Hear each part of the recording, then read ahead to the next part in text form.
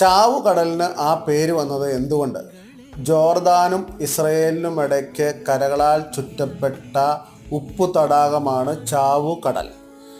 കരയിലെ ഏറ്റവും താഴ്ന്ന പ്രദേശമാണ് ചാവുകടൽ. സമുദ്രങ്ങളിൽ നിന്നും എത്തുന്ന ഉപ്പ് പുറത്തേക്ക് പോകുവാൻ യാതൊരുവിധ മാർഗവുമില്ലാതെ ഈ തടാകത്തിൽ തന്നെ അടിഞ്ഞുകൂടുന്നു. ഈ ചാവുകടലിൽ അല്ലെങ്കിൽ ഈ തടാകത്തിൽ ഏറ്റവും കൂടുതൽ ഉപ്പ് രസമുള്ള വെള്ളമാണുള്ളത്.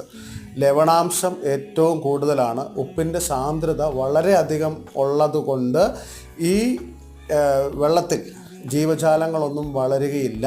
ഇതിൽ മനുഷ്യർക്ക് കിടന്നോ ഇരുന്നോ നിന്നോ ഒക്കെ അതിലൂടെ നടക്കാവുന്നതാണ്. കാരണം ലവണാംശം കൂടുതലുള്ളത് കൊണ്ട് ഒരുവിധമായ ജീവജാലങ്ങളും ചാവുകടലിൽ അല്ലെങ്കിൽ ഈ തടാകത്തിൽ വളരുകയില്ലാത്തത് കൊണ്ടാണ് ഈ പ്രദേശത്തെ അല്ലെങ്കിൽ ഈ തടാകത്തെ ചാവുകടൽ എന്ന് പറയുന്നത്.